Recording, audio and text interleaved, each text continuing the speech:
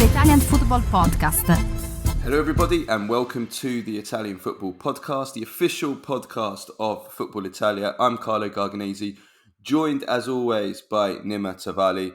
And on today's show, we will react to Italy's absolutely dramatic draw with Croatia from Monday night. You can probably hear from my voice, I've kind of lost my voice from shouting when Mattia Zaccagni curled home that stunning equaliser 8 minutes into injury time to send Italy through to the last 16 at the expense of Croatia. So we will, of course, fully break down the game, the winners, the losers, who impressed, who disappointed, what we can learn from the game. Did the 3-5-2 work?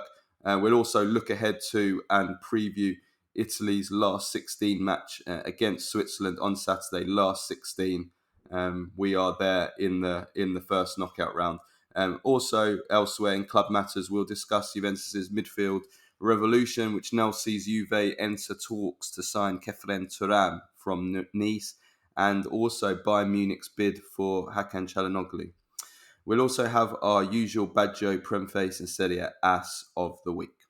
For all our first-time listeners, this is our free weekly episode that we do usually every Monday, Tuesday this week, which reviews the weekend, usually the weekend Serie A action. Of course, we're out of the Serie A season now, so we're reviewing mostly the Euros now, but also the transfer market and everything else, and all the biggest talking points in Italian football. If you want to support the Italian Football Podcast and receive all of our content that we do throughout the week, including a weekly Q&A episode every Tuesday, we answer all of the questions from our patrons, plus the weekly Thursday midweek review show, plus interviews, post-match reaction, and much, much more, then go to patreon.com/TIFP and become a subscriber for just $2.99 a month, plus VAT.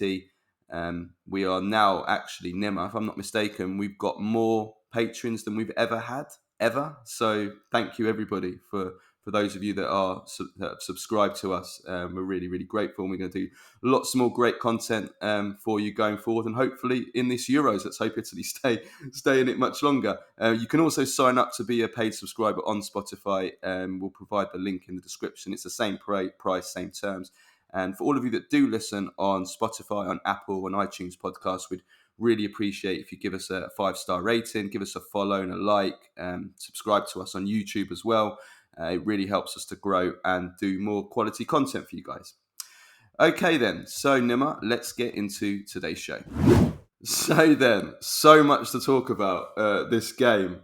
Italy against Croatia, 1-1 draw. Italy needed a draw to qualify for the last 16. We were losing 1-0. It looked like we were at risk of going out of the competition. We'd have had to have relied on being a best third-placed team to qualify. And then Mattia Zaccagni equalises with a stunning Alessandro Del Piero-like curler in the 98th minute, 7 seconds before the final whistle was set to blow and did blow. And Italy go through to the last 16. Croatia are third now and probably out. And Albania, who lost 1-0 to Spain, finish fourth and are definitely out. So the first place to start, Nima, from an emotional point of view, I mean, what an ending. I watched it with Bianca, my missus, and my dad, and we shouted the whole street down when we scored. How did you react and celebrate to that goal, Nima? I couldn't believe it because it came at a point when, after a half, that was one of the worst halves I've seen, worst 45 minutes I've seen an Italy team play in a very, very long time.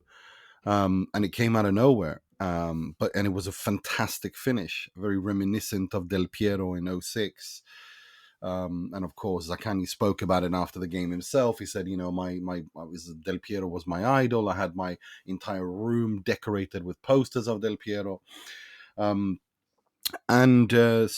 it was very surprising, and I'm very, very grateful that it came, not because I think it'll have much material impact on Italy's chances this Euros, but I look a bit, like I've said throughout for about a year now, since Spalletti took over pretty much, that I'm looking towards 26.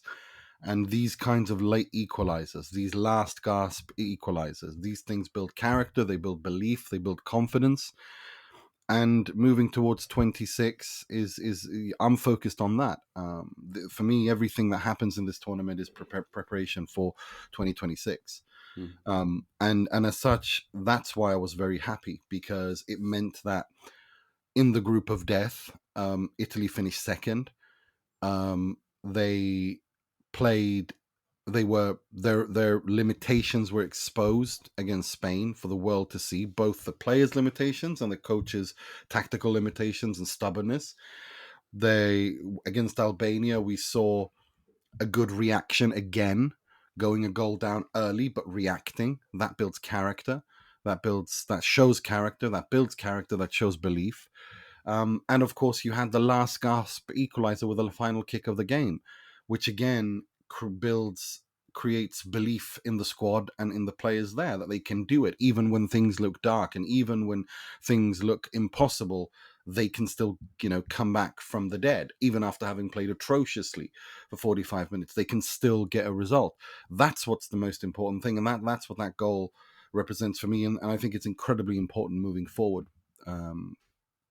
Just more than the point and the qualification is that, because Yeah, well, you've spoken there about the longer term implications of that goal and getting through to the last 16.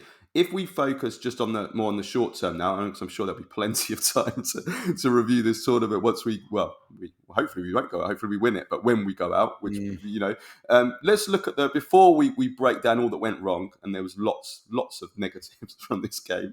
Let's look at this from a positive point of view. Let's have a look at the winners. Let's have a look at what to take out from this game that was good. You've just mentioned one of them there, of course. But Zaccagni, of course, is number one. He kind of unlikely hero. Very unlikely because we didn't really expect anything like most of our attack, and we'll come to that. Our attack isn't good at all.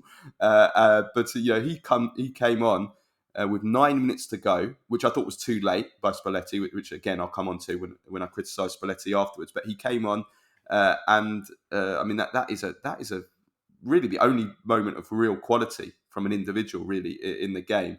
Top class. I mean, it's a world class finish. Let's be honest. So Zaccagni, of course, is a big positive, and the question will be now whether he should start against Switzerland. We'll discuss that when we preview the Switzerland game. So Zaccagni, of course, is a positive. Donnarumma, though, is having a monstrous tournament. He has been. There's no doubt about it. He's been the best goalkeeper in the tournament. Yeah, I think I said as much in my post-match reaction yesterday as well, that he has been the best goalkeeper of the tournament, and it's not even close. No. The quality of the saves that he's made this tournament, no other goalkeeper comes close to. Against Spain, against Albania, against Croatia, these long shots drilled towards the top corner that somehow he manages to not just get there, but to firmly and strongly save it. Yeah.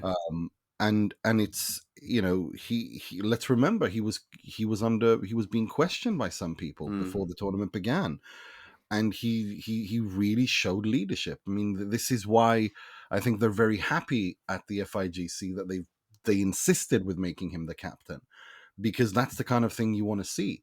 When you're under pressure, when you are being questioned, when your ability is being questioned, when you're feeling the heat from players, under you that want your starting spot, you react like being the best goalkeeper in the tournament, one of the best shot stoppers in the world. That's what you want to see. He was outstanding yesterday. He's been world class. He's been world class throughout this tournament. He's been world class in all three games. He's made miracle saves in all three matches. The game against Albania, we draw that game if it wasn't for that amazing save at the end from Manaj at the end. And then against Spain, I mean, he stopped it being a 3 or 4-0 win for Spain with some incredible saves. And then here against Croatia, he saves the penalty from Modric. I mean, I've said it. Donnarumma is the best goalkeeper in the world for saving penalties. I mean, he just fills up the whole goal. It's like, when you try and score against one of those, those plastic goalkeepers that kind of swings from side to side. Like you get at fairgrounds and stuff, and like he's like that. Like how do you score past him? He just fills up the whole goal, and then he made another world class save from Budimir before Modric then scored, and then he went absolutely ballistic at his defence after that, and rightfully so, because he's like, here I am basically making save after save after save, and then you guys are letting me down. He's just and like you said, he's a leader. I'm just watching his body language as well, like before kick off when he's as the captain, when he's going for the coin toss, and just watch his whole demeanor. He is just screams like I am the man. I am the leader, and he's been amazing. And if we are going to go further in this tournament, I said it in our preview with Adrian before the tournament. I said we need Donnarumma to have a massive tournament if we're going to go further than probably we should in this tournament, and that's absolutely true. If we are going to go past through the last 16 and then into the quarterfinals and maybe past the quarterfinals, we're going to need Donnarumma to continue making these incredible saves. So far he has, so thank God for Donnarumma.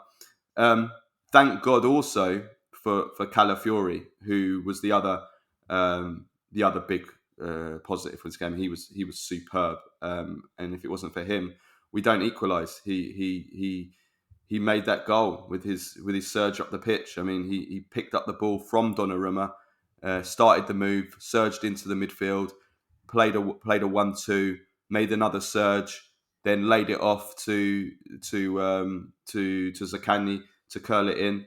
It was all down to Calafiori. Okay, Zaccagni finished it off with a brilliant goal, but that was Calafiori. He made it from the goalkeeper right through to Zaccagni, and he's the only player for Italy that was breaking the line, was breaking the press, was making those surges forward.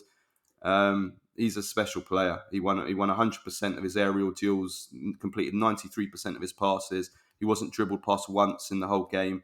Created 4 chances, more than anyone in the match for Italy, and of course provided that assist at the end.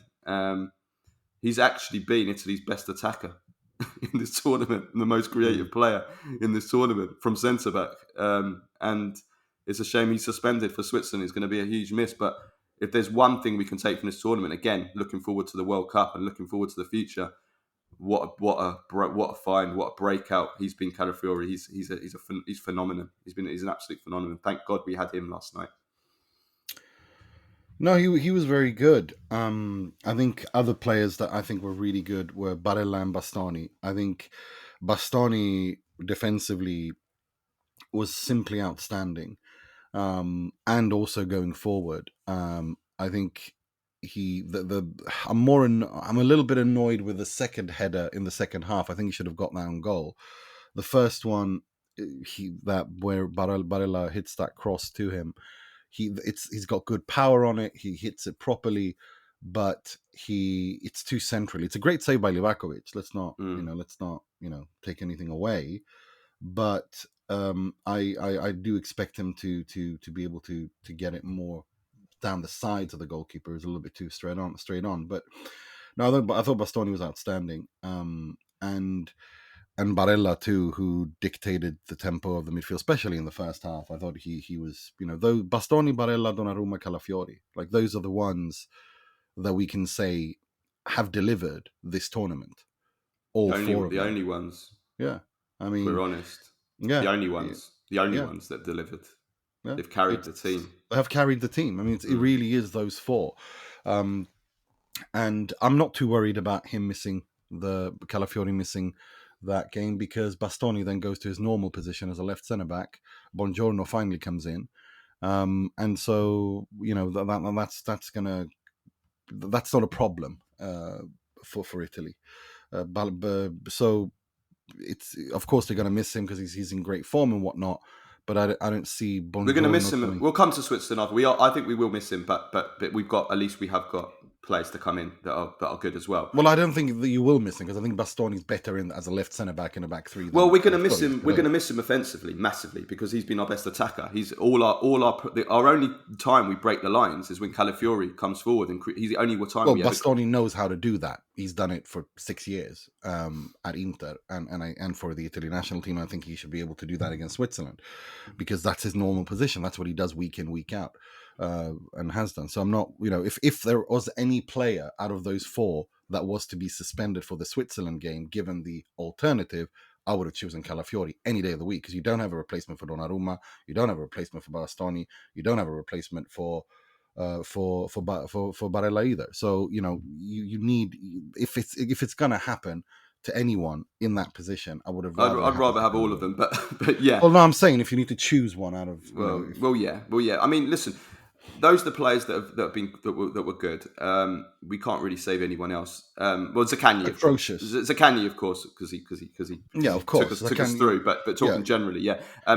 We should say. I mean, Spalletti will come to when we in the negatives, but of course, from a positive point of view for Spalletti, bringing on Zaccagni did pay off. Some of his other changes didn't, but we have to say that bringing on Zaccagni won the game. Whether that's luck or whether that's design, it won us the game. Like I said on my post-match reaction yesterday, I remember when Spalletti was at Roma in his first spell, and in one of his famous wars with Mourinho, they ended up in some ridiculous discussion about good coaches and lucky coaches. And Mourinho said famously to him, "I'd rather be a lucky coach and win rather than be a good coach and lose." Lucky Luciano yesterday was lucky as hell, because every single tactical change he made, substitution he made, not the formation, not the start, but every single change he made to that game was an unmitigated cluster F. He completely destabilized Italy with his changes until Zaccagni came on for Darmian. Which, in my opinion, was way too late. He waited till the 81st minute. Too late. And Darmian was driving me mad. I was swearing at him the whole game, because he was basically playing as a left. He was basically playing as a left winger, even though he was a left back. This is the thing that pisses me off, because in the first half, I think he had 100% pass accuracy, Darmian. In the first opening 45 minutes, and together with Di Lorenzo, they actually handled the right side really well. However, in the second half, after when Fratesi came on and Pellegrini was taken off inexplicably, unless he's injured, then this whole thing started with Spalletti moving him about this, there, and the other. I don't understand the decision to play Matteo Darmian after Croatia opened the scoring as a left wing back is one of the most insanely stupid decisions any Italy coach has ever made. I don't understand what the hell the thinking was. He needed to bring on Zaccagni way sooner. Well, once it became clear that it was just Italy completely dominating, which they did once they went to a 4, and they were just pushing up, and Croatia we'll come to that. We'll come on to that in a bit. Once it became clear that Italy were just in Croatia's half the entire time, and Darmian was just getting the ball on the left wing, or even in the pair, he had a good chance, actually. He had a great chance on his left foot and totally fluffed it. And he had a great chance for a cross, which could have set up a goal, and he fluffed it because he just doesn't have the quality. Zaccagni should have come on earlier. When he came off, he obviously showed that quality. The spirit, of course, we can say is a positive. We showed the spirit of going right to the end and scoring. Maybe a little bit of luck. I don't know whether there was 8 minutes of stoppage time. Probably a bit generous, if I'm honest. I know the VAR, obviously there was a delay there, maybe a couple of minutes there.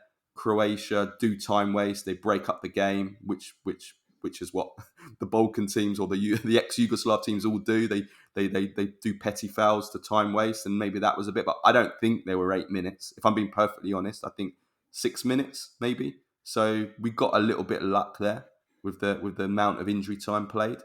It didn't feel like an 8 minutes stoppage time. I don't know what you think about that, but I don't know. I'm not complaining. No, I'm not complaining. It's not that. I just don't understand what. I just feel I liked it better in the World Cup when you understood why, when there was that much. There was some sort of clarity and cohesion as to why so many times so much minutes were added. This time around, I feel they've decided not to do as much, and then sometimes it is 7 minutes, sometimes it's 4 minutes, it's 3. There's no logic, and so for me, I don't understand. But it is what it is. I mean, it's UEFA. Go figure. Try to understand. UEFA. Yeah, I'm not complaining anyway, because we would have, otherwise we would have lost the game. Let's have a look at the negatives now, right? And we'll split this up by point, so you can see on my plan what we're going to talk about. I want to start off with the formation, because I know we'll disagree. We're going to disagree on this. I know that already. So let me make my point first, and then you can come in. So first of all, we're talking about just the formation here and not necessarily the personnel, although we can talk about that as well. Like we've already spoken about Darmian being not shouldn't have played where he played when he switched to a 4. So Italy switched. Spalletti switched to a 3-5-2 as many had requested before the game. He played a 3-5-2 up until Croatia scored, and then he changed to a back 4. Now the way that I analyse the 3-5-2, and I think there's nuance to here, so I don't want this to sound black and white that I'm slamming the 3-5-2. In the 3-5-2, in the first half, defensively, we didn't concede anything. Defensively. Offensively, we were pretty awful in terms of our construction of our attacks, in terms of our possession and everything. But, we were 0-0 at half-time. We didn't concede anything defensively. Then, of course, Croatia stepped it up in the start of the second half. We were awful at the start of the second half. As soon as they stepped it up, they made the change to Budimir. They got the penalty, and then they created the big chance, and then the save, and then the equaliser. And then we switched to a 4. Now, I thought after we went to a 4, obviously Croatia probably getting the goal and sitting back would play a part of that. After we went to a 4, we controlled, we dominated possession and territory, and we didn't really create that much. But we didn't really create much in the 3-5-2 either. I didn't like the 3-5-2. I'll be honest with you. I didn't like it. We were lucky we were playing against Croatia. And we were losing with the 3-5-2. So. Yeah, I don't think it worked. I don't think it worked. No, it did work, because the reason Italy went down a goal was not because of the 3-5-2. It was because of an insane, stupid decision, which, again, if Pellegrini is injured, then fine. But then you bring on Fagioli or someone else. But to put Davide Fratesi on, look, how many times do we have to see this? How many times do we have to go through this? Davide Fratesi is who he is. He is a poor man's Nocerino, technically. Okay, he will give you certain things because of he's got his timing in running from deep and smelling a goal. His dynamic runs, they can help you in the final third.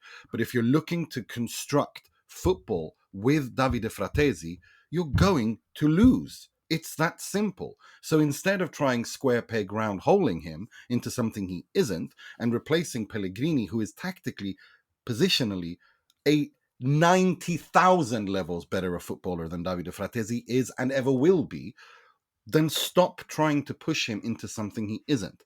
And Simone Inzaghi has understood this, and this is why he wanted him, and this is how he uses him. Because he has a much more pragmatic approach to these things. Well, listen, look. My point is simply this: the 3-5-2 work defensively. Italy were fantastic.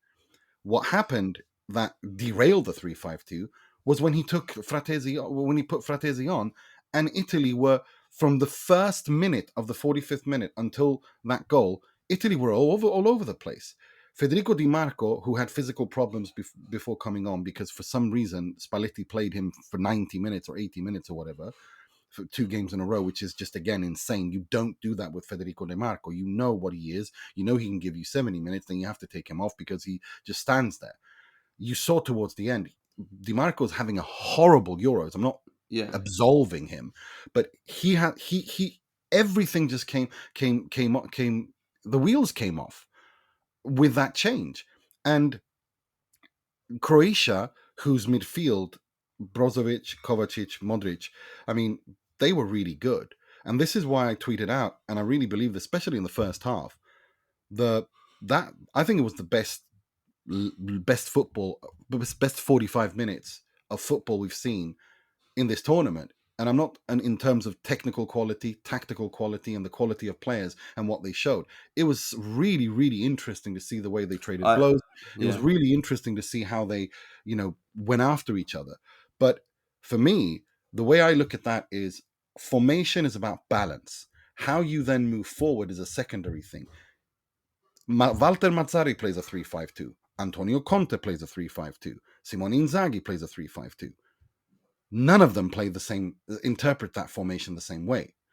And So so the formation is essentially to give you balance, and then you impose your own ideas. Well, on the yeah. team. Listen, I think you can have a deeper discussion on the 3-5-2. You know, I'm not strictly against the 3-5-2. I don't think it worked. I mean, I can't agree with you at all on the first half being good at all. I thought it was great. It was the only thing that was good about the first half was Italy was defensively, in terms of they didn't concede anything, but they were also playing against a Croatia team who had nothing at all in attack, had no pace at all in behind, and Croatia are actually a really poor team, especially offensively.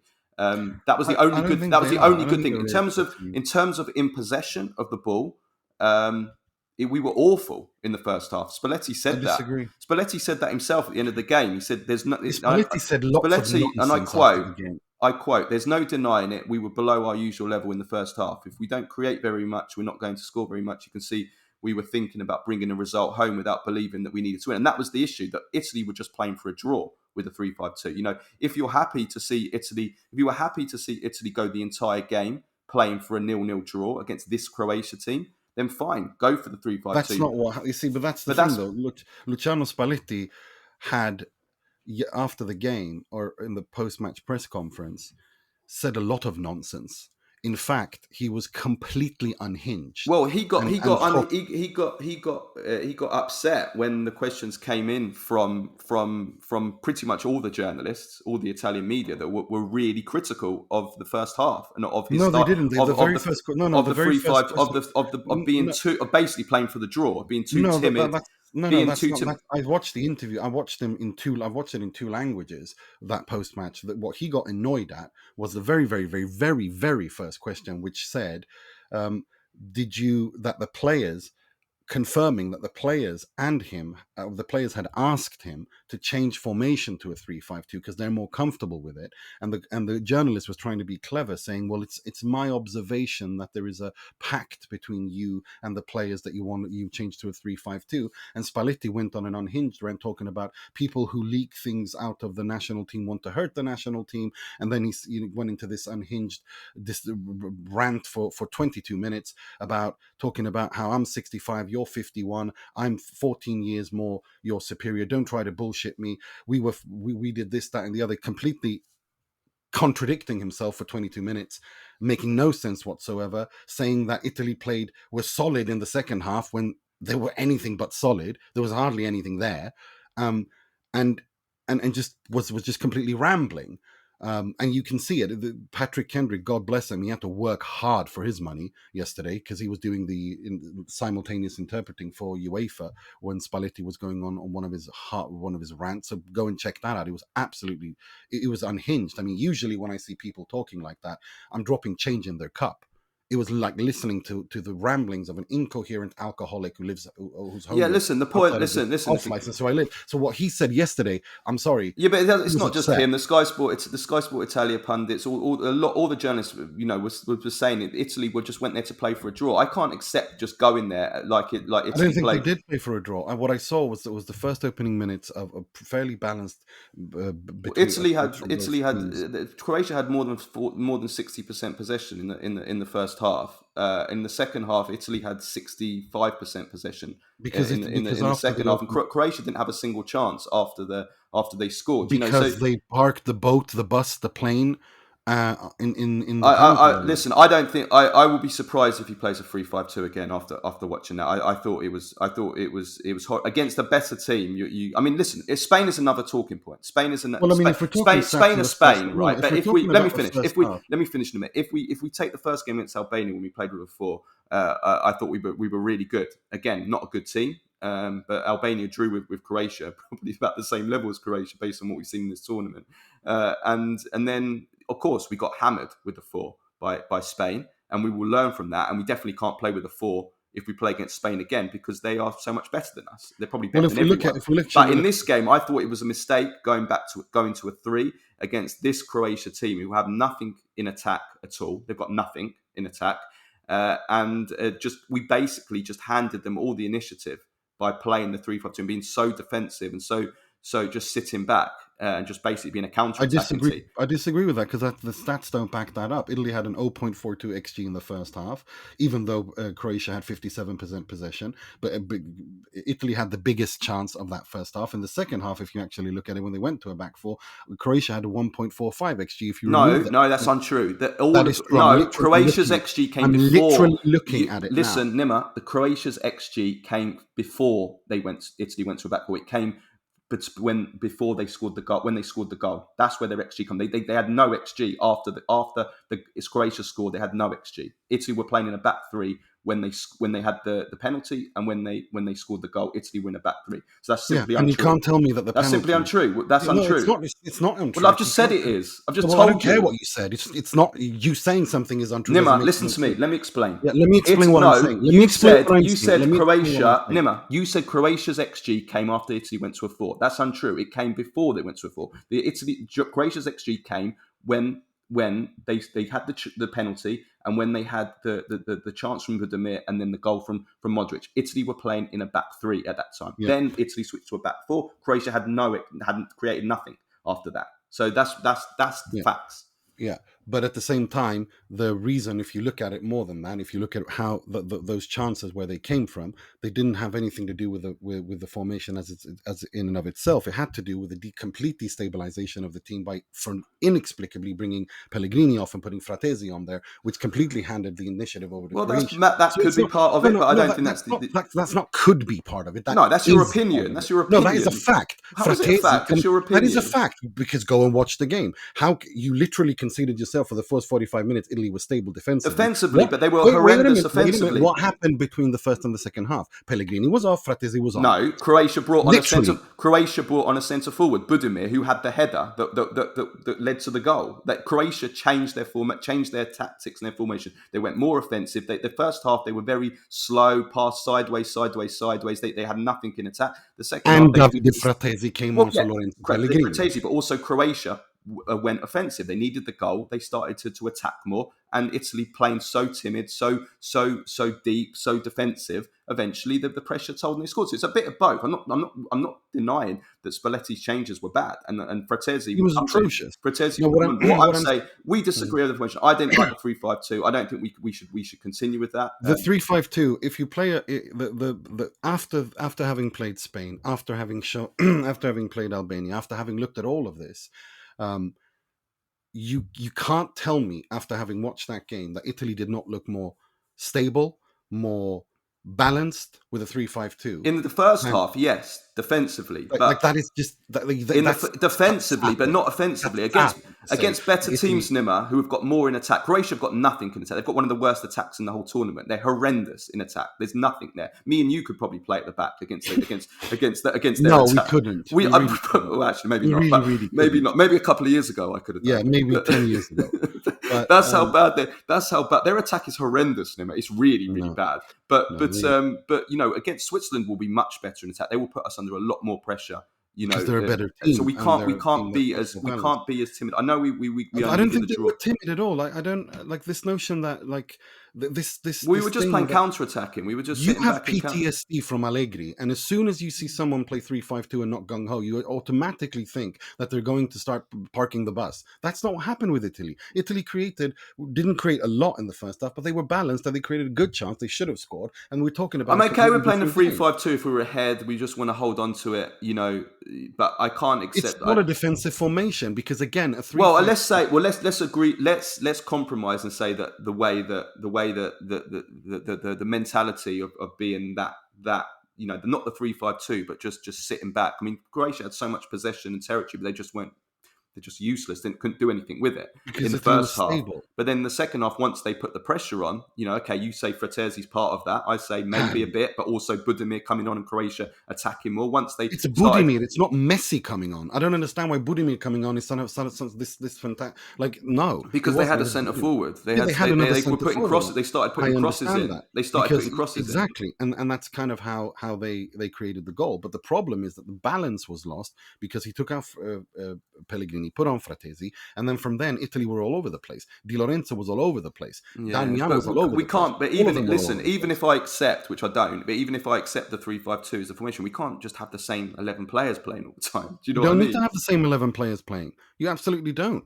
You can put on Cambiasso and Bellanova on the wings. You can put Buongiorno in the middle. Yeah, but You I'm can talking put, about the centre. I'm talking about the centre midfield. I you can understand put the reason. Fagioli there. I understand the reasoning why he brought on Fratesi. By the way, Fratesi was the wrong player, but there was so much space out wide in this system, and he obviously wanted some attacking midfielders that could make use of that. But yeah. Yeah, but I mean, it's and that's another thing that he, in his incoherent word salad that went on for 22 minutes post game, he was talking about, I talked to the players and playing a 3-5-2 is, I wrote my dissertation playing a 3-5-2. I don't have a problem playing a 3-5-2. The problem is the approach and blah blah blah, and then he contradicts that 5 seconds later. But Look, the point, if we move on, Nima, let me finish. My point is this: the first half was good from Italy in terms of balance. That's what I want to see. I want to see a team that is balanced in both phases. I don't want to see, like watching my godson play, which is essentially the ball in the middle and 22 children running after the ball like a herd of elephants, back and forth, no shape, no structure, no nothing. That's what you saw for the second half. Croatia completely just parked everything they had, and Italy had no structure, nothing. They didn't create a goddamn thing except for the header from a corner from a set piece from Bastoni and Scamacca. Yeah. Darmian had a big chance and he messed it up, and then I'd say more Scamacca completely. He's also been awful this time. Yeah, let's move on. Let's move on to the attack. Let me just finish my point. My point is simply this. What I want to see is balance in both phases. When you have balance from the back, what you saw in the first half, and for those 15, 20 minutes, I thought it was the best football that I've seen Italy play, given the under Spalletti, given the level of the opposition and the importance of the game. It was a very, very balanced approach for 15, 20 minutes. The problem is that Italy don't have the bite up front. They just don't. Well, that brings me on nicely. That brings me on nicely then to the attack, because, and this is something that also Spalletti said, is, he basically said, I'm paraphrasing, but he basically says, look, we can play a three at the back. Paraphrasing. I don't want to have to relive that again. We can play a 3 at the back. We can play a 4 at the back. We can play defensive. We can play attacking. We can play counter-attacking. Whatever, you name it, whichever tactic you want to play. The end of the day, he didn't say we had no quality, but he kind of did. Our attack is abysmal, Nima. We've got no quality from the attack. We can't construct attacks because we don't have the quality with the attacking midfielders. The only chances that we were creating were basically from crosses and set pieces throughout this game. And the number of shots on target that we had 3 in the entire game, 2 until that Zaccagni goal. We had 0 shots on target against Spain in the entire game. In this game, Retegui, he worked hard, but let's be honest, he's a very limited player. I spoke to people that were at the game that watched him live, and they said the same thing. He's got nothing outside the box. Scamacca will come. I want to come on to Scamacca separately in a minute. So let's not expound on that. He was a disaster when he came on. Chiesa tried hard. He was a bit better than he was at Spain. Oh, he was awful. But he was a bit better, but he was still awful. He was still not very good. Yeah. He at least stretched the play a little bit, I'd rather the only person who actually did something when trying to construct was actually Raspadori. His movement in between the lines. I thought he was horrendous. He tried. He did something. I thought he was. I thought Raspadori was horrendous as well. And then Zaccagni came on, and then he showed the only quality. In fact, he was probably the only one that showed any quality against Spain when he came on as well. So the point I'm making is, look, we've sat here and argued for 20 minutes over 3-5-2, 4-2-3-1. And you've made your points, I've made your points, and we're going to agree. We disagree on quite a lot of that. But at the end of the day, Nima, whatever we play, we just don't have the attack or the attacking players or the players. We just don't have it. I disagree with that. I think Raspadori and Scamacca playing together is the way forward. I think when Antonio Conte was watching Raspadori, especially in the first half, and how he moves between the lines, I think he was very, very pleased. I think he's looking that going, I found my Italian Lautaro to my obviously no, but I think he, I'm not comparing them and saying, because Lautaro is 10 times the player Raspadori is and has been in his career, but I do think that Raspadori, in terms of as a second striker, seconda punta, can actually do something, and I think he looked at that and said, I can actually work with that. I think Raspadori and Scamacca is the way forward. I don't understand. Well, can we come on to that in the Switzerland game? Because I did want to ask you that, actually, because I think that could be an option, because we need to do something to change. We can't continue with this with what we are producing offensively. Both I'm sorry, but it wasn't good enough. It wasn't good enough. Well, that's the thing. It wasn't good enough offensively in the first half or the second half. In any of the system, it hasn't been. That's what I wanted to say. I agree with you on the chance creation overall. It's not good enough. I'm sorry. I'm not counting the set pieces, because that's a set piece. I'm talking from open play. The chance creation was just not good enough here, and there was space to create for 2 games in a row. Yeah. No, but the Spain game is... I know Spain game is Spain game, but what I'm saying is, like, we're just not creating chances at all. That's the thing that worries me, and that's the thing that annoys me, because I think it's like, again, I find it hard, Nima, to blame Spalletti, and this is why I think that people shouldn't be too. I'm not saying you are, but I'm just saying in general. When people are will be criticising. I think that's why we can't be. Obviously, we can blame him a little bit, Spalletti, but I don't think we can be. I don't think we can be too hard on him from the offensive point of view. When you look at the attackers that we have, the quality just isn't there. It really isn't there, and I'm just glad we somehow got through, because you didn't see them scoring, did you? No, I really didn't. It needed a moment of magic, individual brilliance, yeah, which I didn't think we would have. To be honest with you, but he somehow pulled it out of the bag. Scamacca, though, just talking specifically on Scamacca, it wasn't all his fault in this game, because, as I've said, and this is something I'm very critical on Spalletti. I say this all the time.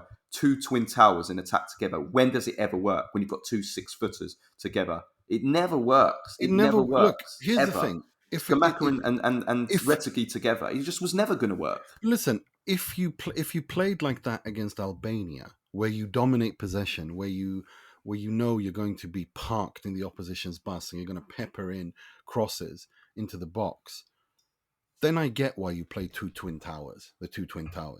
But in this game, it was silly. And who was going to put the crosses in? Di Marco, well, exactly. That's exactly my point.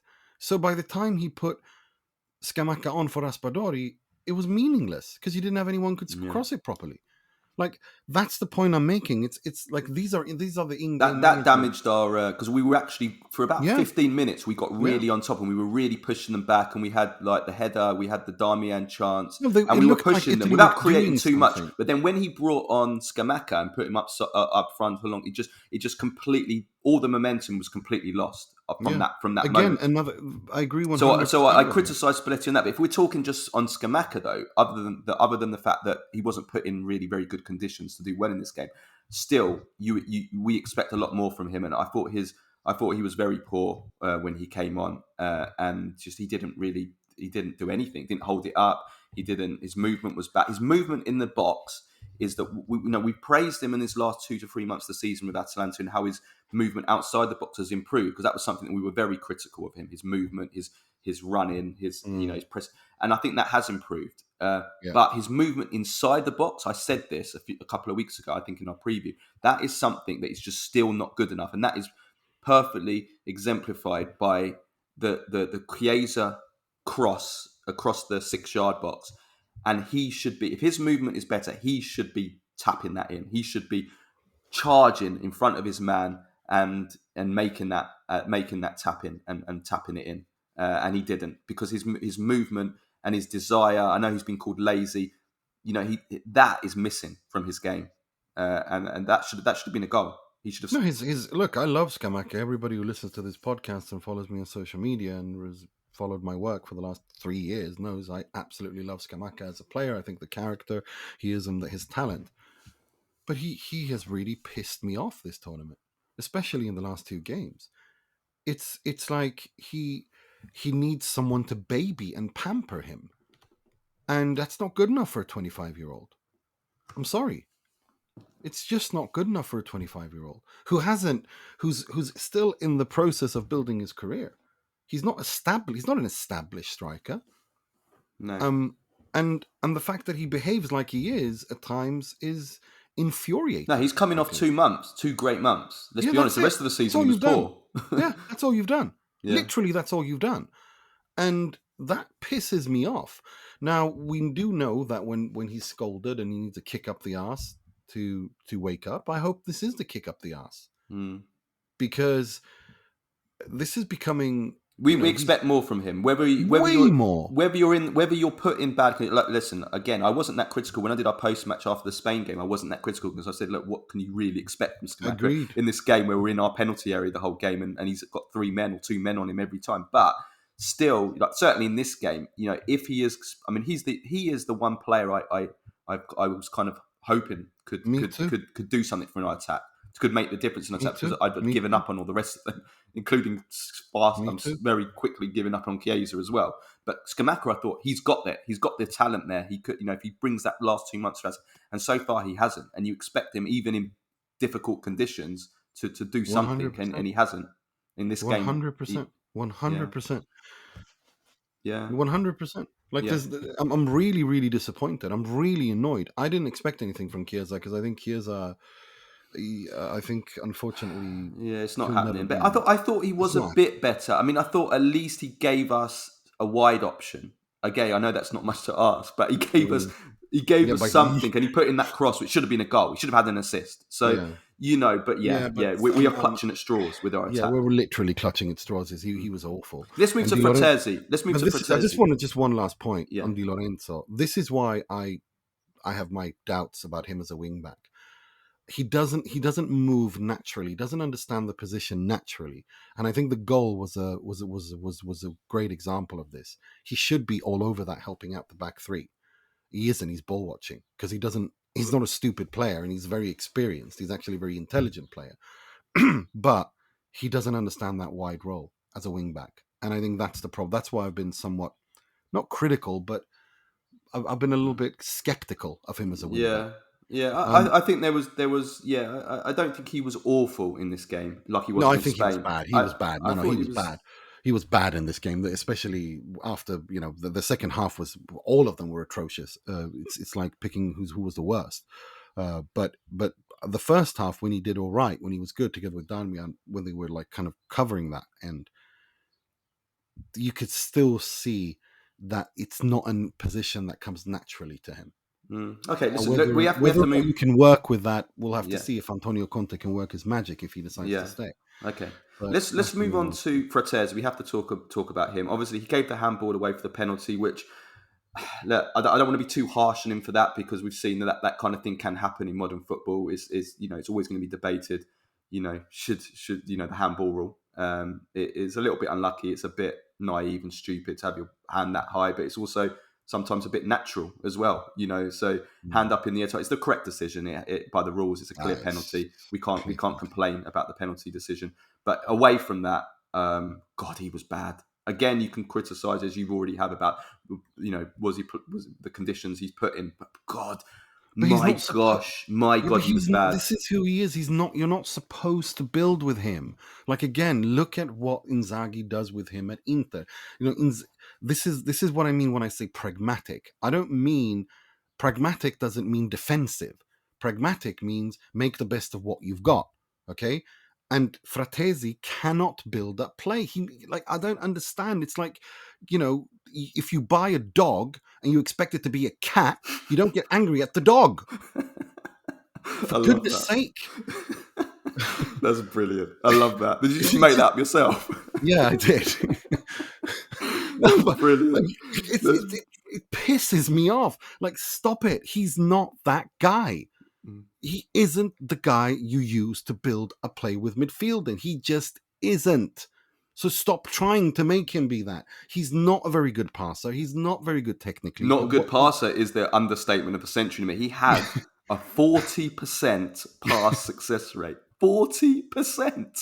I mean, that is. I mean, I know people have been taking the piss out of him this season for having a 50% pass success rate. Some games I've seen Uncle Sharma is always going on at him. But 40% pass success rate. I mean, his passing is pub standard. I'm sorry, but can I just say, and also, this is quite, Misak, our patron, called him the Italian McKennie, which I think is a bit harsh, but I kind of see where he's coming from. Like, when he is in possession of the ball, he's what really he bad. Can do. He can run, though. Yes, but that's the thing. What he does have is, in the final third, he has natural high IQ in the sense that he knows when to time his runs into the opposition's box, and that's why he scores so much. He's a good finisher. He can read in the final third really well. But other than that, and he's dynamic. But other than that, my God in heaven, he is not a midfielder that creates via passing. Can we please stop with this ridiculous experiment before it costs? Yeah, he can run, but he can't use the football. But ironically, if it wasn't for his poor technique, Yeah. Frattesi, we wouldn't have scored the goal because Calafiori passes it to Frattesi, who kind of miscontrols it, and then because of that commits a player who then allows him to just nip it away from him back to Calafiori. So actually, it actually helped us. Yeah, no, it did, and it was, but it's like it's just so. Yeah. Oh. Darmian as well, I thought was awful. Again, he was put in conditions Again, which didn't who help him. plays But Matteo Darmian? he did lose his man on the goal as well, though. Well, they both had their man, but if you look at the ball, there's a lot of things that happen there. First of all, I think Bastoni ducks because he obviously hears something, otherwise he wouldn't duck. Yeah. So there's miscommunication there, and then Darmian reacts a little bit too late, but you should have help from your wing back. I mean, it's all of the defense really, but again, they went walkabout, and I feel really, really bad for Donnarumma there because he was. Oh, did you see him go ballistic? Well, of course he does. He just saved a bloody penalty 35 seconds earlier. He just made a fantastic save twice, and then, I mean, at some point you go, am I alone here? Like it was. He was abandoned.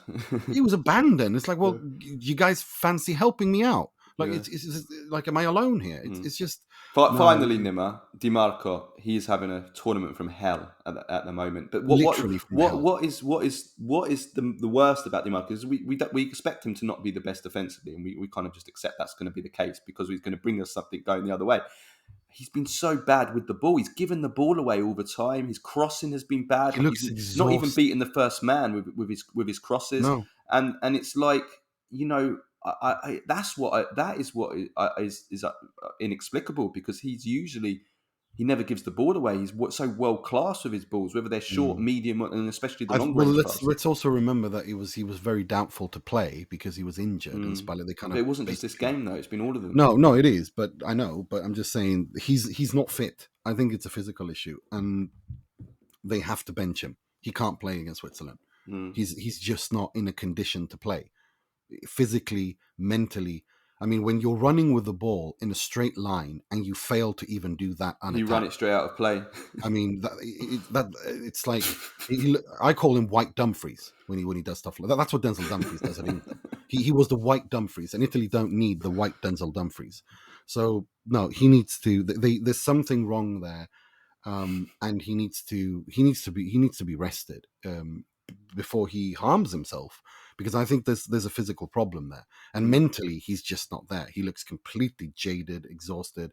Now, they need to bench him. I think you need to start, you need to play Cambiasso on the left and Bellanova on the right. Yeah, we'll come to that in a second. Final point, two final quick points. First of all, it's hard to see us going much further in this tournament as we are playing at the moment, the quality that we have. But, let's look at it positive for now. Let's enjoy this. It was an amazing ending. It's one of the most dramatic endings we all ever see as an Italy national team fan in terms of the good. We've had some bad, dramatic endings, but in terms of the good, it's one of the most dramatic endings you're going to get to a game. So let's, it's amazing. Let's just hope it builds some team spirit. The way they all celebrate. Well, that's exactly it.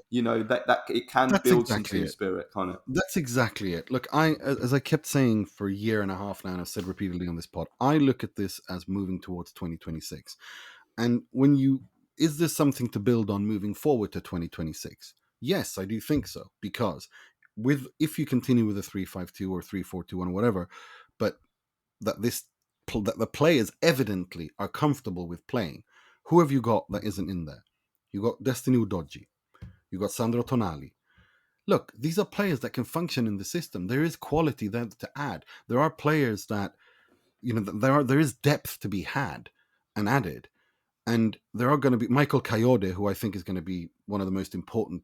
He's definitely going to start for Italy within 2-3 years as a right wing back or whatever. Like, you have players that can play the Spalletti style of football and that can function in a system as well. Okay, all So right. I'm not worried. I actually am I'm very optimistic going to 26. Okay. Um, Well, so well, we're still here in 2024. Let me barely, just also say barely, goodbye to Modric. Thank you. A beautiful tribute from the Rai commentator in the yeah, press conference. That was really beautiful.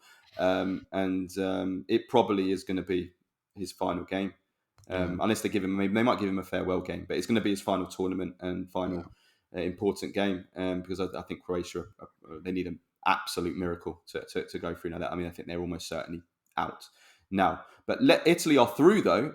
So let's preview the last 16 on Saturday. Italy against Switzerland, who are the runners-up of Group A. They're unbeaten. They got 5 points from their 3 games. They beat Hungary 3-1 in the first match. Very impressive performance. Then they drew 1-1 with Scotland. And in the same score, 1-1 with Germany. They very nearly topped the group. They were winning 1-0 for much of that game against They Germany. were Played good. fantastic. They were Only for really, Germany really good. substitute Niklas Füllkrug to equalise in injury time, which allowed Germany to win the group. Otherwise, Italy would have been playing Germany. So let's look at how good Switzerland are. First of all, as I said, I think they were excellent in their first and third games. Not so good against Scotland, but they are a very well organised and well drilled team.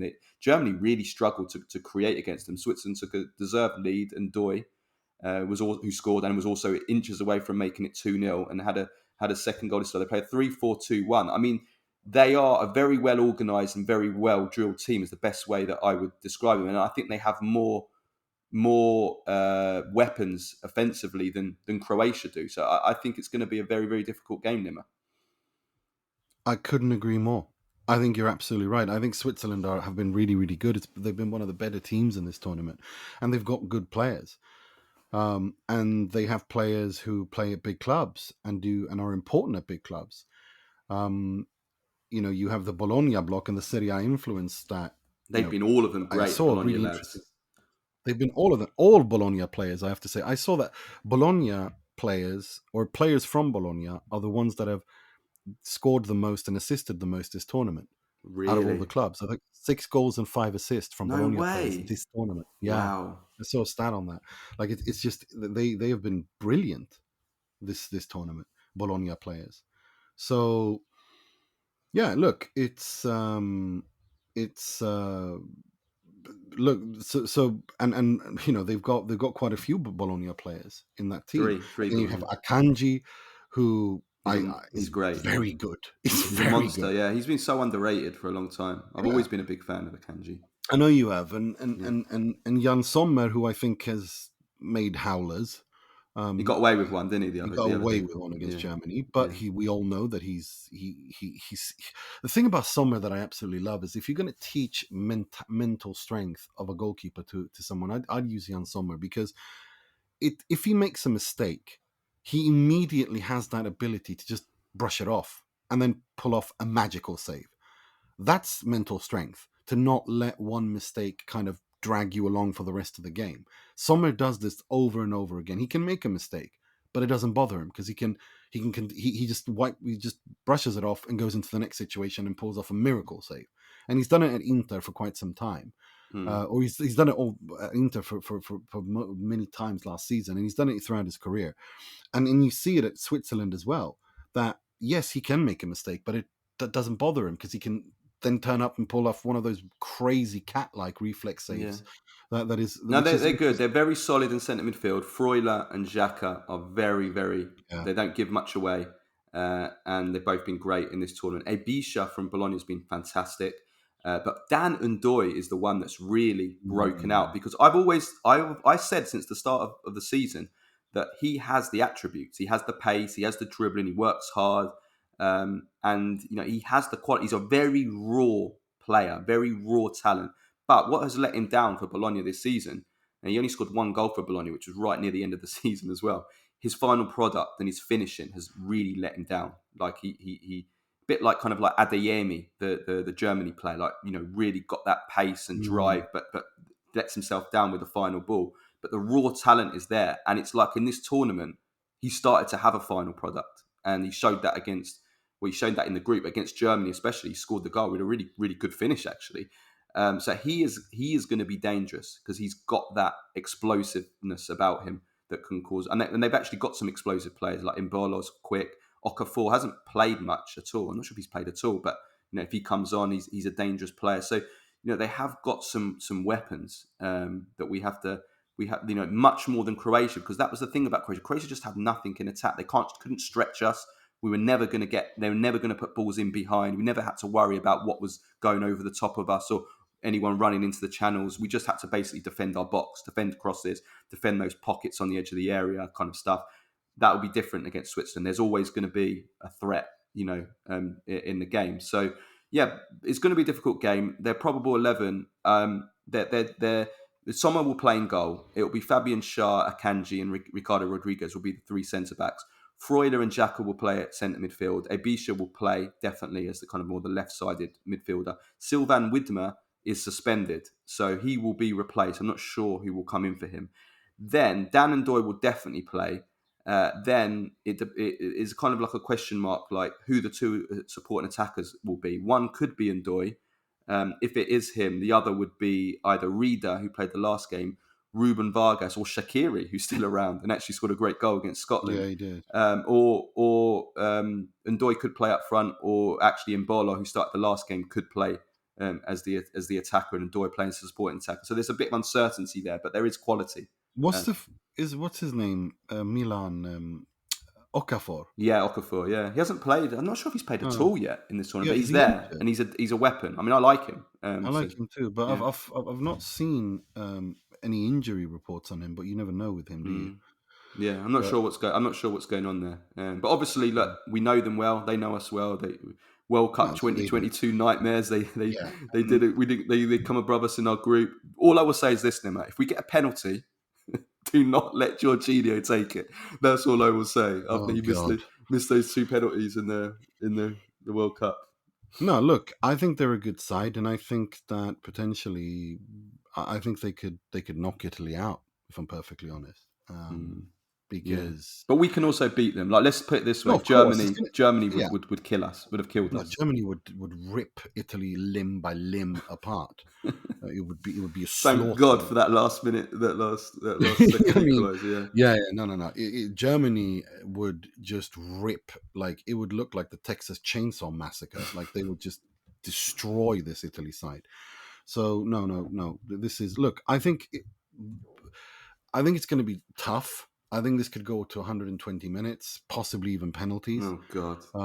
I think it's because I think these are two teams that are fairly well balanced. And I think that, then it really is a toss-up for me who wins it. I couldn't tell you. I think I'd even go say that Switzerland are slight favourites. But I will tell you this. If Italy get to the quarterfinals, then no one can complain. Yeah. Results-wise. The question then becomes, okay, you've completed what was asked of you. You finished second in the group and you got to the quarterfinals. That's what we can ask of you. From here on out, to move on to a semi, to a final, that is the next step, and that's the most difficult step. Yeah, and that's probably going to be a step too far. But this tournament, yes, probably going to be a step too far. What I mean by that is that I think I'm okay with that, because it provides Spalletti and this team with something to build on, something to look forward when looking to the future, and that I think is the most important. Well, if we just look ahead just to this game, I don't want to have another long debate over what formation we play. So everybody that's listening to just the preview of this game, because we've clicked this up just as a Italy-Switzerland preview. So for those of you who are just listening to the preview, listen to our full show where we have a long debate over the 3-5-2 versus back four. So I don't want to debate that now over whether we should play the 3-5-2 or go back to a 4. It's too early right now to say what our probable 11 will be, but I think the only guarantees, Nima, are those 4 players we mentioned before that have carried Italy in the tournament. Donnarumma, well, Calafiori suspended, so Donnarumma, Bastoni and Barella, along with, I would say, Di Lorenzo, because I can't see him dropping Di Lorenzo. I think those he will those never. four are the only guarantees for me. He's never going to Yeah. drop Di Lorenzo after referring to him as his son, which is so. Well, other than those four, Nima, I think they're the only four absolute guarantees, because if you look around the rest of the team, I mean, DiMarco, as we've said, you know, he needs to be benched. He can't play. DiMarco looks dead. DiMarco. Calafiori suspended, so Buongiorno or Mancini will come in for him. Has to be Jorginho, Buongiorno. we know that he can't play too many games in succession. I mean, I would expect him surely to play because of lack of alternatives, but he could be exhausted. It's not impossible. He could be rested. Pellegrini, I mean, I don't know there if he would start. And then you've got Raspadori and Retegui as the attackers. I mean, they could possibly both be changed as well. So it's going to be difficult to say what Italy's 11 could be. This could be lots of changes. We were recording this on Tuesday. The game's played on Saturday. I think it's just like the game, going into the Croatia game. I think he'll make up his decision as, you'll push it until the very end. Yeah. I still think it's going to be a 3-5-2 because this is a knockout stage game, and you need to have defensive stability. I think he'll probably start Mancini or Darmian to the right, Buongiorno in the middle, Bastoni to the left. I think he'll start Di Lorenzo as a right wing back. He'll continue with that. I think it's going to be Barella, Jorginho, Pellegrini, and Cambiasso to the left. And then up front, I think he's going to continue with Retegui and Raspadori or Chiesa, one of the two. I don't think he'll start with Scamacca based on what he saw. He didn't help himself, did he? With the or he could play, if he wanted to bring on Zaccagni and play Zaccagni and Retegui. Well, that's it. Yeah. Do you start Zaccagni? I think he's deserved. I mean, you can't say that he doesn't deserve. I think to start. you can't. You're not going to start Zaccagni if he plays a 3-5-2. You're not going to start Zaccagni because you can't play him in a front two. But if you're playing a 4-2-3, if he goes back to the 4-2-3-1, I think you probably have to play Zaccagni. Play Zaccagni on the left, play Chiesa on the right. You have to. Well, you can play a 3-4-2. You can play a 3-4-2-1 as well. You can have Barella. Yeah, and play him as in the two behind the one. Possibly. But not impossible. But if you do that, I think he has to. He has to start. He has been. Look, I know he hasn't played many minutes, but he's actually been good in the few minutes that he's been given him in both games. No one can say anything about Zaccagni starting at this point, given what the other attackers have done. Exactly. Like, you cannot criticize him for starting Zaccagni. You just can't. Not when you have looked at the absolute cluster F of a performance from all four Italian attackers: Chiesa, Raspadori, Scamacca, Retegui. Finally, Nim, a final question. What can we target in this Switzerland team? For me, personnel-wise, Ricardo Rodriguez. I know he plays better for Switzerland, but let's be honest, his Serie A career has been pretty average, hasn't it? I think on the wings, Widmer, Schär, Rodriguez, Ebischer, I think that's where you hurt them. Widmer suspended, by the way. Yeah, sorry, yeah, you're right. But yeah, on the wings, I think it's on the wings where you can dominate, where you can probably overtake them. I think Freuler and Xhaka have been very good in midfield. It's going to be a very interesting central midfield matchup against Barella and Jorginho, who we all know are going to start. But so that's going to be key. And I think if Barella and Jorginho, as fantastically well that I think they did in the first half against Modric and Kovacic and Brozovic, who I thought was really good in this game. He was very, very good, yeah. It was the Brozovic of old. I think it was shades of the Brozovic of old. But if you can control that, if you can survive that and do well against that, you should be able to handle Xhaka and Freuler too. It's a very interesting midfield battle, but I think they should be able to do that. It's going to be a very interesting test. But I think that's where this is going to be won. And again, Switzerland, they're very well organized and they're tactically solid and they're actually very good at counter-attacking. I don't want to see Italy bum rushing this. I want them to be, because this is a knockout game. This isn't a group stage game. You don't need to chase the game from the first minute. You should impose yourself, absolutely. But you don't need to bum rush. Yeah. Be patient. Well, they do play with a back three, so the back three may be more suitable than I believe it was for the Croatia game. But yeah, that's another debate. Finally, just before we finish off with a couple of club talking points, I just want to lay out what the route to the final is now, without looking too far ahead. But I think this is interesting because we are now on the bottom half of the draw, and we play Switzerland in the last 16. But on the top half of the draw, Spain, Germany, and Portugal, which means Italy can't play any of them till the final. France are currently also on the top half of the draw, although we're recording this before France play. If France win against Poland and better Holland's score, which I think they should do, then they will be on our side, which means we could play them in the semis. But if they come second, as they are currently, they will go on the other half too. Yeah. And England, again, we're recording this before the England game. England will be probably our quarter-final opponents if they win the group, which you expect them to do. Against Slovenia, they've got. Yeah, they've got Slovenia. So if England beat Slovenia, they will come top of their group, and then they will play a best third-place team, which will almost certainly be either Austria or Holland, or Romania, Belgium, Slovakia. It'll be one of those. So basically, Italy will play Switzerland in the last 16. If we get through that, we will play the winner of Group C, which is probably England, or a best third place team that will play against the winner of Group C, which will be, as I said, Austria or Holland, or Romania, Belgium, Slovakia. So I think we can safely count that. The way I see it, France and England are in the quarterfinals already. Like, that's just how I view it. Well, not necessarily, because if England play Austria or Holland, which is, there's about a 50-50 chance at the moment, whether they play Austria, Holland, or whether they play Romania, Belgium, Slovakia. It'll be clearer after tonight who the best third place is. If they play Austria, Holland, that's not an easy game for England, the way England are playing. So, but I agree with you on France. On France, I agree with you. But that's not easy. But what basically the point I'm making is that as bad as we've been, it could potentially open up a little bit for us, I think. But again, it depends on the You know what the results. title of this pod should be? It should be Carlo clutching for straws. For 90 Can we minutes. not do that, Nima? Can we not do that? This has been 71 minutes of you clutching at straws. Stop it. Let it go. Well, listen. If England have got a bye to the semi-finals for like the last 3 tournaments, so can't we have a bye with a bad team and get like a bye to the semis first? I mean, No. Listen, just get past Switzerland. Yeah, let's worry about Switzerland first, and then we can exit with grace, because England against Italy in the quarterfinals, I'm not looking forward to that.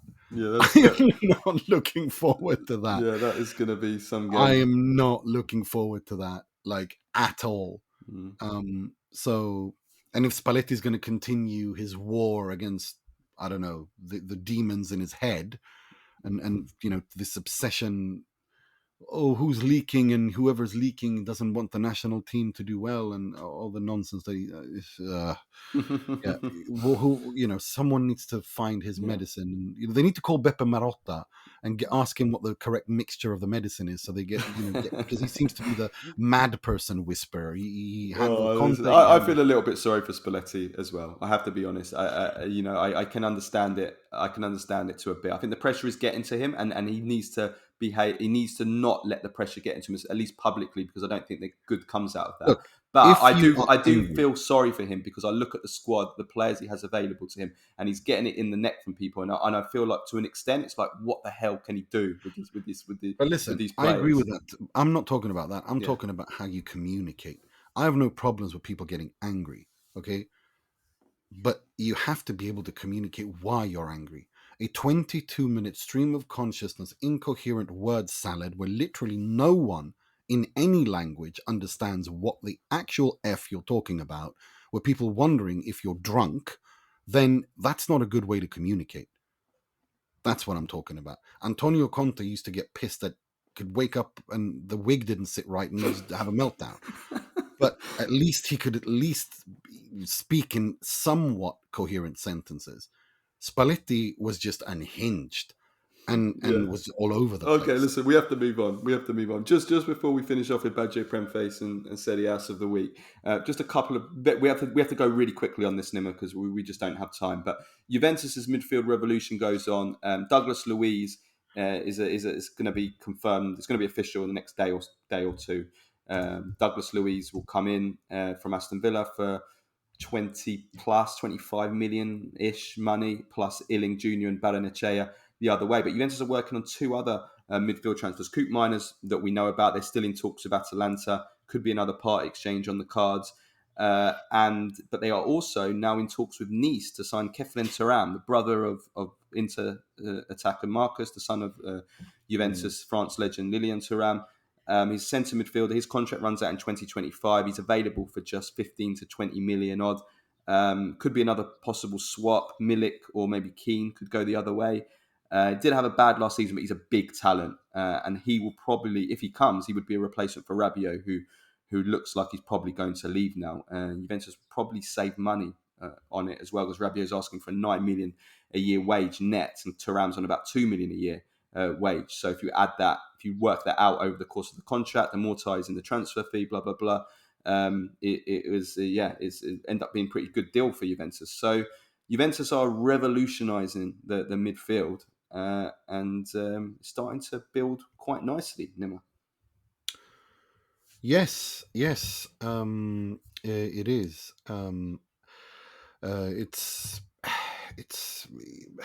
I still want to. I still think this mercato is a little bit in its embryo stage, isn't it? I mean, we're seeing lots of talk. There's things heating up.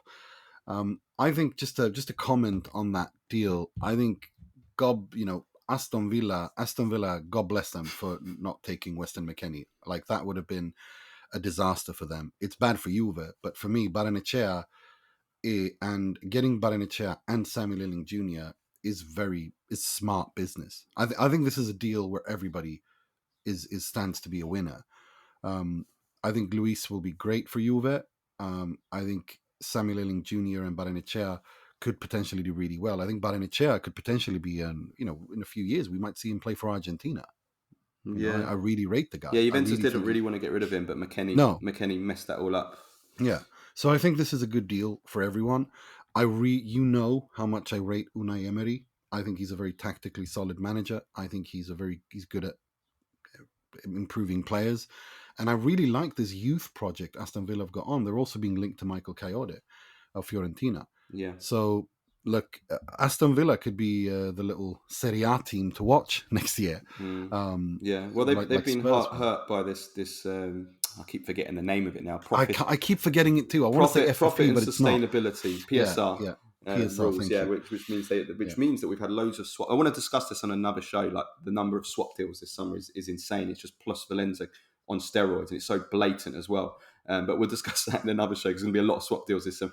Calhanoglu to Bayern Munich. According to multiple sources, Bayern Munich are set to make a bid for Hakan Calhanoglu, but he has in the last few hours, Nima, publicly stated quite clearly that he's happy at Inter and wants to stay.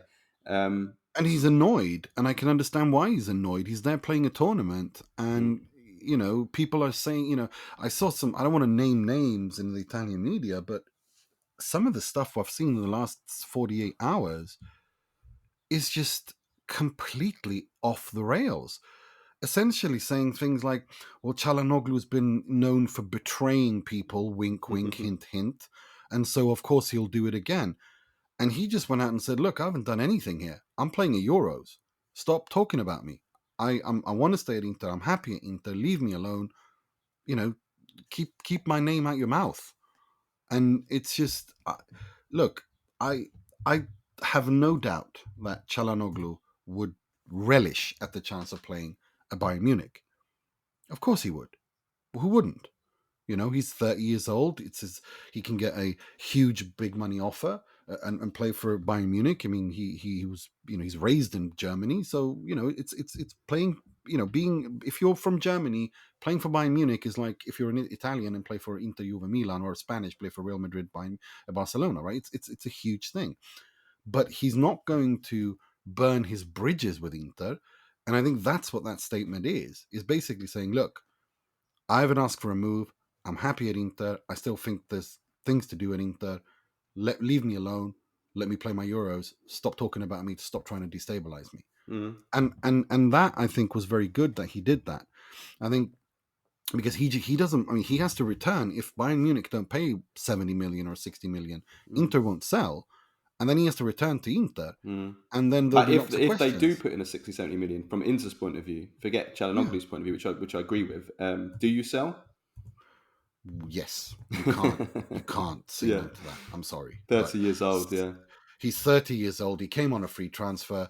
If we're talking about plusvalenza, look, if you're talking about capital gains, 69 million if plusvalenza, like 69 million euro capital gains.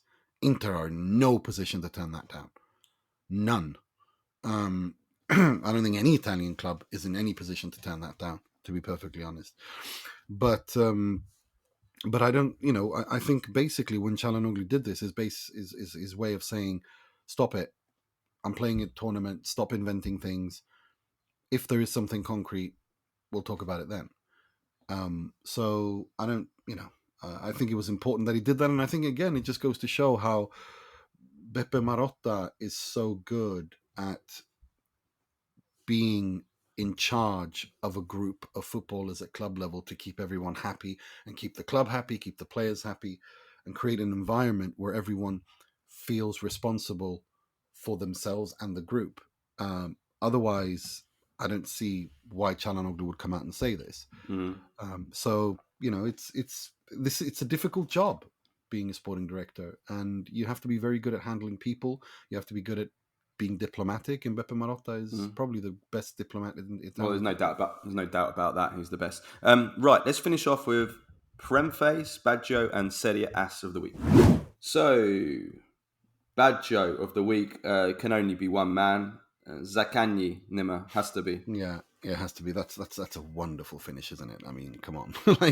It's so funny too that he talks about Del Piero being his idol as a kid, and then he goes and does that. It does, and he also sort of celebrated just like Del Piero. Yeah. Del Piero kind of originally ran off to the left-hand side, then turned around and run to the right-hand side and celebrated. So it was almost identical celebration as well. Also, I want to give out a shout out to Modric as well, who's probably played his final game ever for Croatia, and just what a career and what a player. Fantastic. Premface of the week. I've got a few here. I've got quite a few as well. Okay, shall I go first? So I've got Inola Raluco, who is a former Juventus player, Juventus women's player, former England attacker. She's now a pundit on, I think, is it ITV? She's horrendous, like one of the worst pundits I've ever seen. Just awful.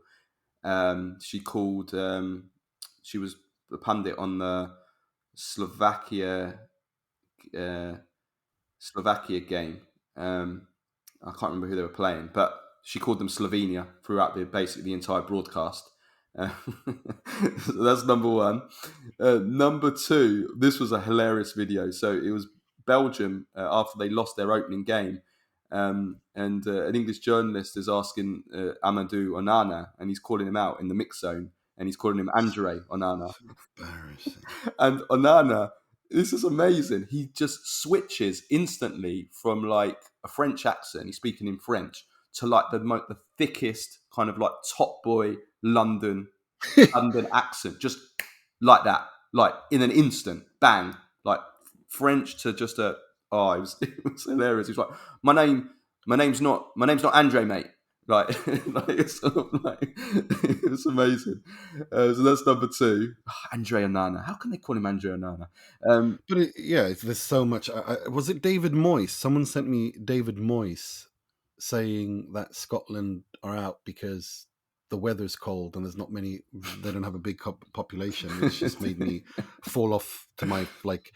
You do realize Sweden exists, right? You do realize, like, yeah. Well, it was like that happened during the England game against Denmark as well. The commentators were blaming the heat. That it was too hot, and then they said that was a big reason. I'm just thinking, how many hours of daylight does Denmark have? No, but it's not that. Yeah, but they have more climate on par with Germany, but it's not exactly a Caribbean climate. No, it's just nonsense. It's just tired old. The other one was Clinton Morrison, who I like, by the way. I've been on the show with him before, but Clinton Morrison on the BBC half time of the Slovakia versus Ukraine game, which at the time was 1-0 to Slovakia at half time.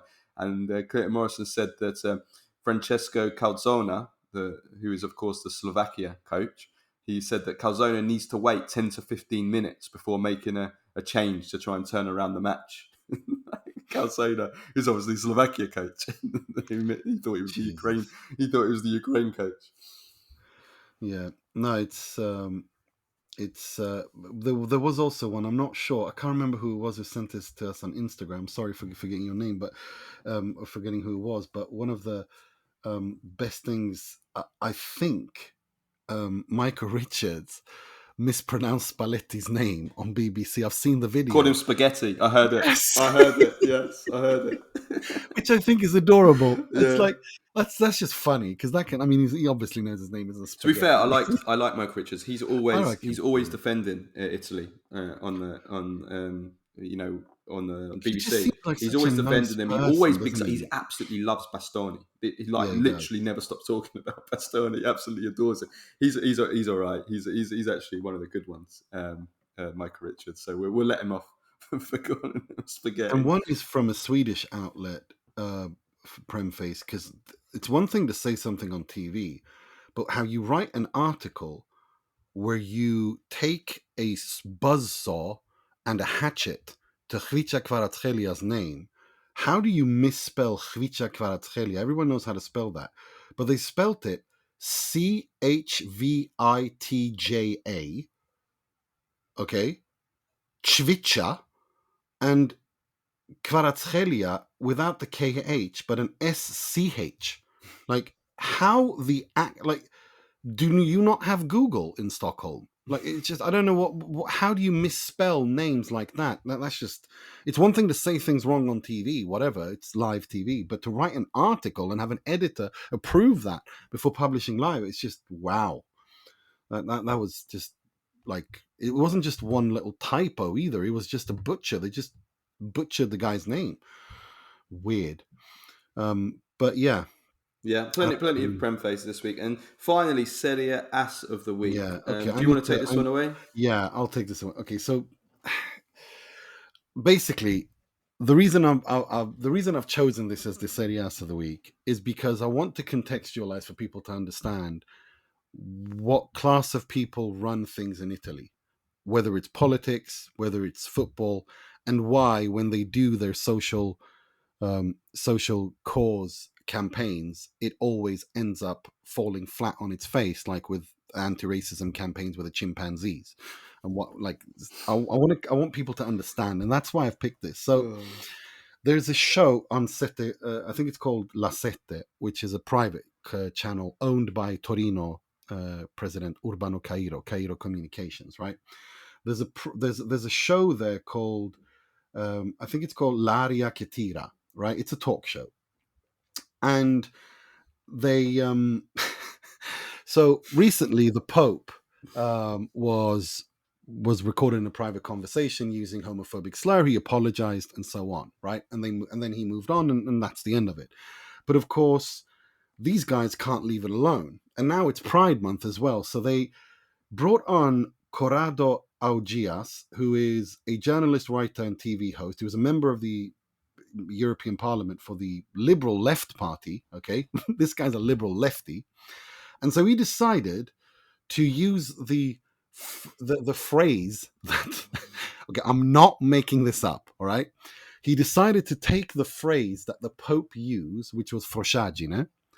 Okay, which means faggotness, kind of faggoty stuff. Faggoty, well, yeah. That's you know, he needs, because you know he apologized for it. Let's move on, right? But the thing that has really that's just unbelievable here, and again, this actually happened, is that Augias decided to on TV dissect linguistically in 5 languages what this means and decide whether or not it actually is homophobic or not. So he's got Spanish there, mariconeo, He's got French tapette, German Schwulheit, English faggotness, and I have to say it's the first time I've ever heard the word faggotness in my life. And then he's got Portuguese there, the Brazilian flag for some reason, and it says excesso de bichas. Now, the problem with this is that I've asked two people who speak Portuguese fluently. One is a native Portuguese speaker and one who is kind of a native Portuguese speaker, Patrick Kendrick. And he said, that's a nonsense because excesso de bichas, they've Google translated it. It literally means an excess of queers or too many queers. It does not mean. So not only have they sat there and taught people how to use homophobic slurs in 5 languages, they've not even done it properly.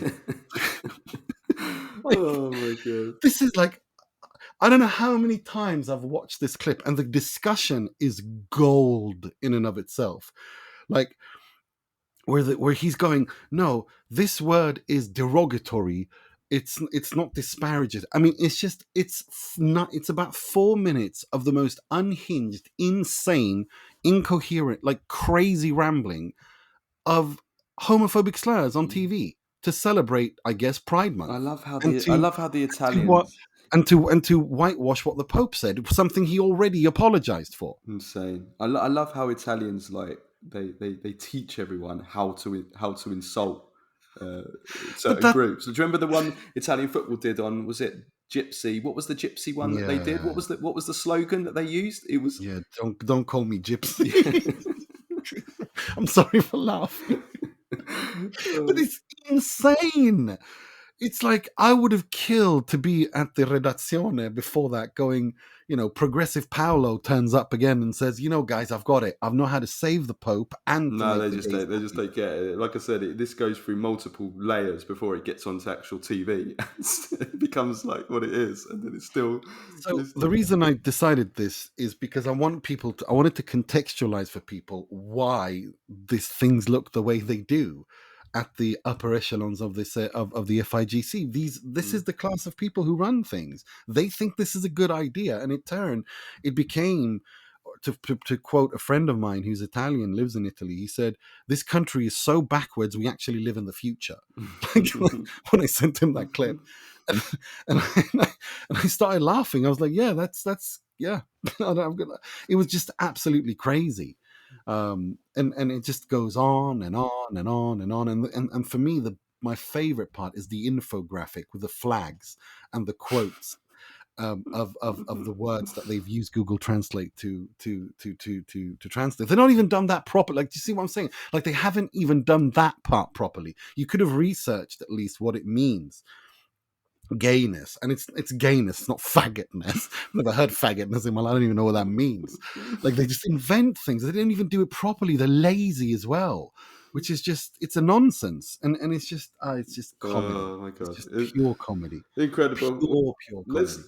Let's leave it at that. Big show for you today, and we will have more stuff before the game on Saturday, and we're working on some other content. But enjoy the rest of the weeks. Enjoy the I was going to say the win, the draw, the last gasp equalizer from Zaccagni. Let's enjoy it. We're still in the tournament, let's look ahead to the Switzerland game, and let's hope that we can actually get a win and keep it going then. So thanks everyone for listening. Have a great week. Ciao, ciao.